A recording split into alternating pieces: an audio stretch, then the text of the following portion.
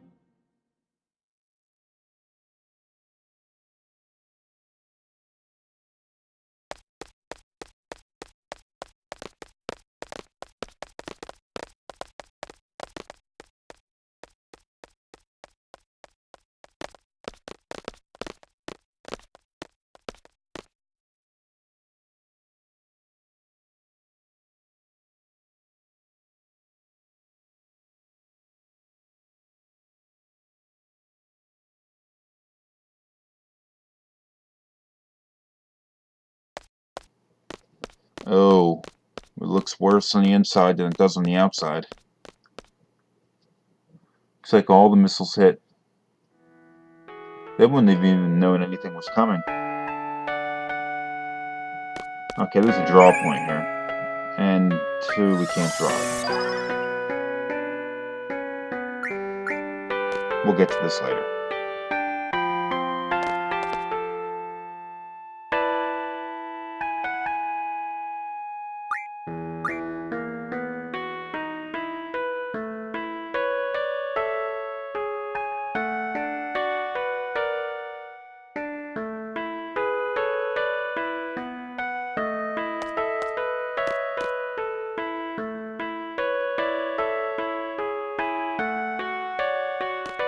Well, despite the enormous amount of devastation, it appears that at least a few people have survived the impact. This guy doesn't know we're not members of his garden here.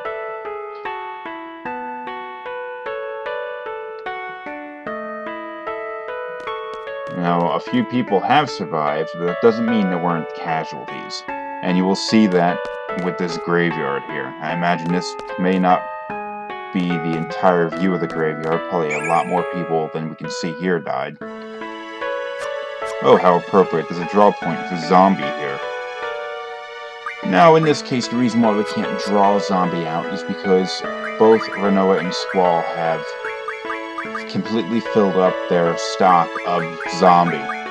And the reason why we can't draw the Thunder God that was out in the main hall is because we don't have any more room in Squall's magic inventory to fit things in there. Unfortunately, you can't keep a stock of every type of spell in the game simultaneously. It's just not possible. So you have to sort of pick and choose what you're going to take. And one of the things that you can do is use this mid-magic refinery spell, which allows you to take weak magic spells and refine them into a smaller number of more powerful spells, which can allow you to, at earlier points in the game, like where I'm at right now, to refine more powerful magic spells by taking on weaker enemies and get better junctions. And what you do is you go and refine away the weaker spells, and then you can go and draw the more powerful one once you've freed up a space. I'm screwing it up right now, so I'm going to stop recording this and I'm going to skip ahead. Okay, once we get other characters in the group that can draw this, we're going to come back to that. Out here, I'm going to be able to demonstrate what I was actually trying to do with the Thunderga. We're going to go and draw that in a cloud. Oh my god. Squall. There we go. We can draw it into him because I cleared up some space. Thunderga's a decent spell, good for junctioning.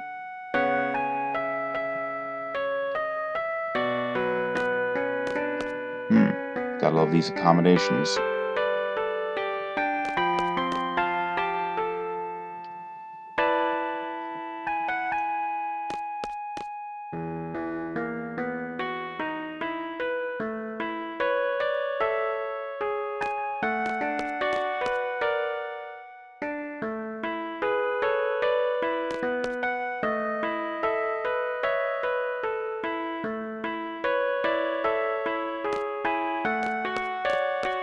Okay, now this was, I assume, an old classroom. There's a computer here that is, well, sort of functional, and later on in the game we're going to be able to see something here, but I'm going to skip over this for now. Give me a sec. Alright, let's get out of here. Yeah, we already talked to these guys.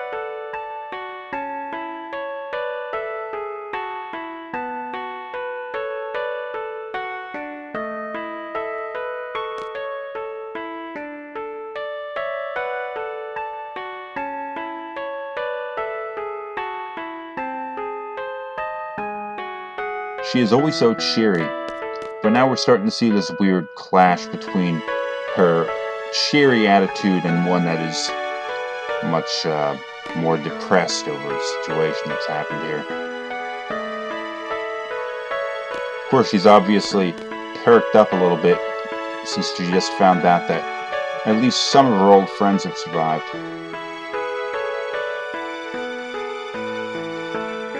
Well, it looks like one of those cruise missiles had, in fact, not exploded when it crashed into the garden. This guy says there's no threat of explosion. I guess they removed the warhead. But it still doesn't look good, does it? There's a basketball court back out here, and this is where we're going to meet up with her.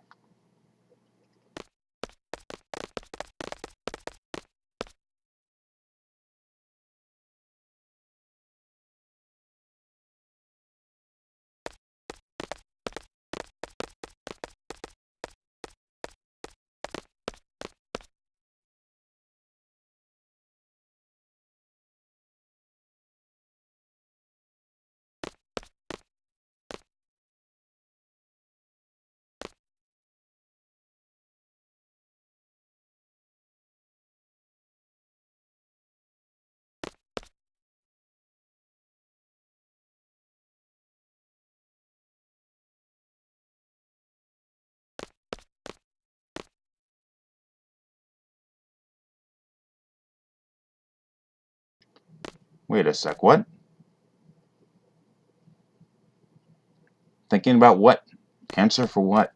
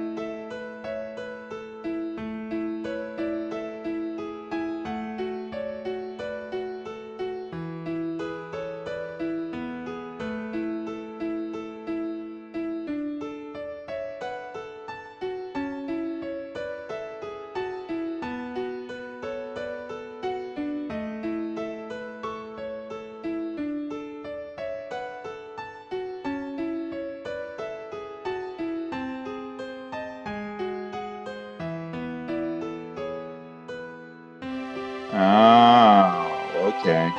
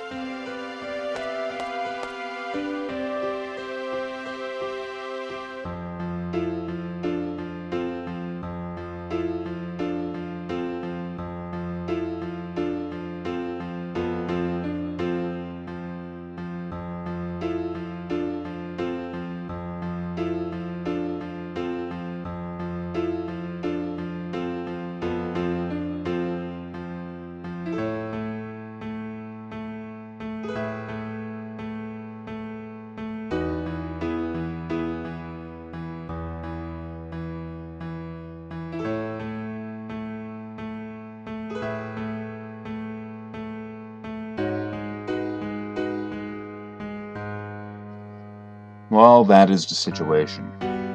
These people did, in fact, live together when they were very small children, I guess maybe 5 years of age or something like that. And we'll find that it wasn't just Irving and Salvianquist, it was also, and Zell. Squall was there as well, although he hasn't really piped up about it yet. What a shameful sight. He doesn't even like the fact that he was a whiny little kid. Ooh, money. Very nice.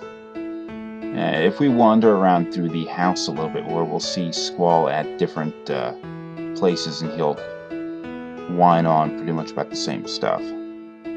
This is part of the game that I would have to say that I wasn't terribly fond of when I first played through it, because it seemed a little strange that all of these characters had known each other in some way, even though they had forgotten about it. None of them, except for Irving, actually really remember these events.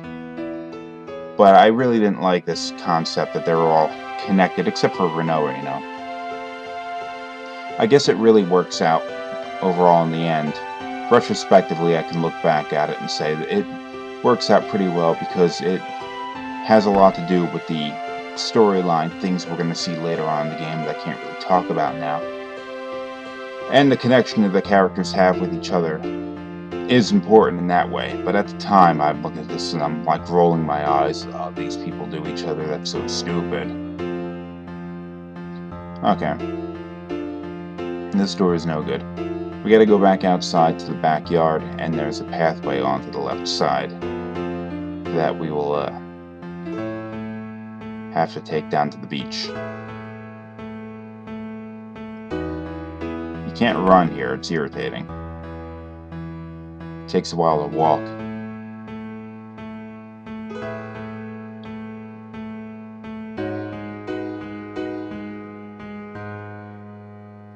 The kid doing dancing or something? It's a lighthouse out there.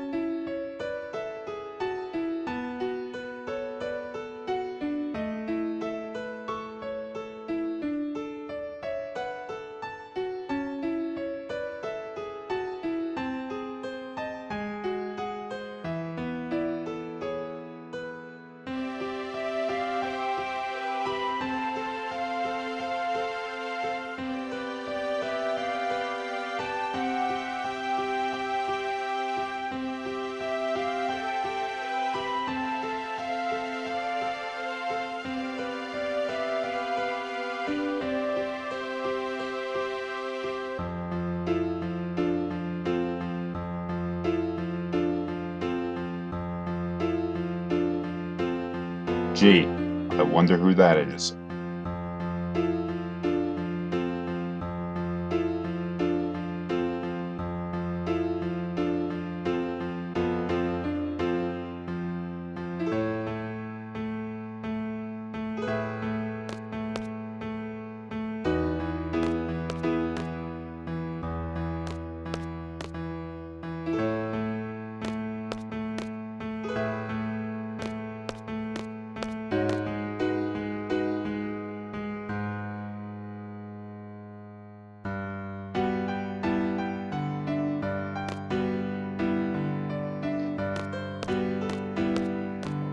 Okay, Squall's starting to remember all of this kind of stuff too, but in his usual fashion, he's not mentioning it to anyone.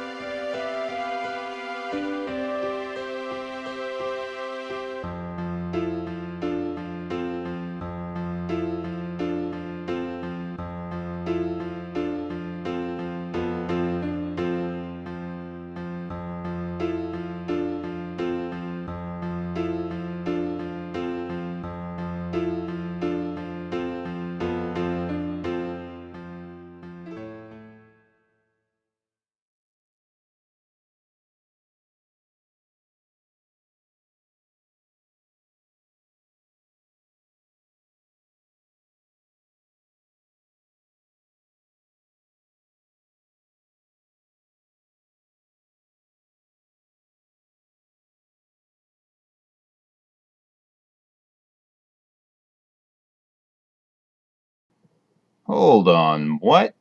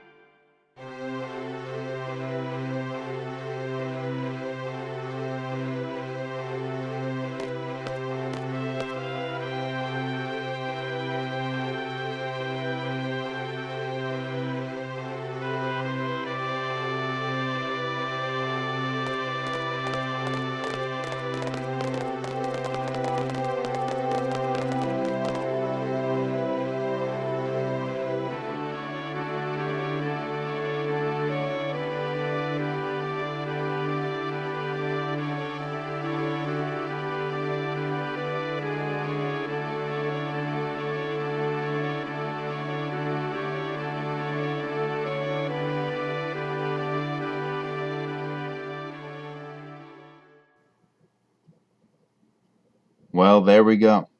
That was a whole lot of information they dropped on us in one short span of the game, and a half an hour span of the game. And I would have to say that this is probably the most information-packed episode that we're going to end up having in this game. But I wish I could hang around and talk about this a little bit more, but half an hour is a pretty good place to end the episode, though. So thanks for watching. Next episode, we'll go and try and straighten some of this craziness out.